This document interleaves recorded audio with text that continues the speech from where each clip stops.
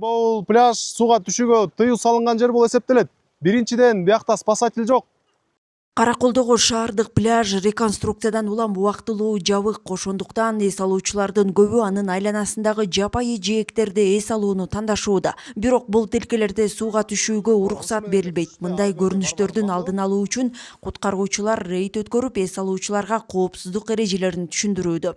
Муниципалдык пляждарда сууга түшүү эрежелерин жүргүзүү иштерин жүргүзүп турабыз.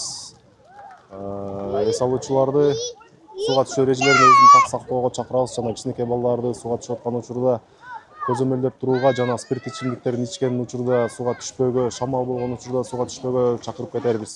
Куткаруучулардын айтымында сууда болгон кырсыктардын көбү ушундай жөнөкөй коопсуздук эрежелерин сактабагандан келип чыгууда. Өз күчүнө ишенип, жээктен алыс кетүү, түбү белгисиз жерлерден сууга секирүү адам өмүрүнө олуттуу коркунуч алып келет. Там, на диком пляже, нету никого, чтобы спасти человека. Негизи жапайы жээктерде куткаруучулар жок да. Ошондуктан ал жерлерде кырсык болуп кетсе, жардам кечигип калышы мүмкүн. Эс алуучуларга уруксат берилген жерлерде гана сууга түшүүгө чакырат элек. Тургундар бир аз чыдап турушса, жакын арада шаардык пляж ачылат. Спасателя, и никто не следит за порядками. Бияктан ары элдерди өткөзбөйбүз. Себепте бияк обрыв жерлер бар. Элдер баары өтүп кетет экен. Баары киши көп болгондо баары өтүп кетет экен. Бирок айтып эскерип турабыз аларга дагы, чтоб эрежени сактагыла, бияка сууга түшкөнгө болбойт депчи.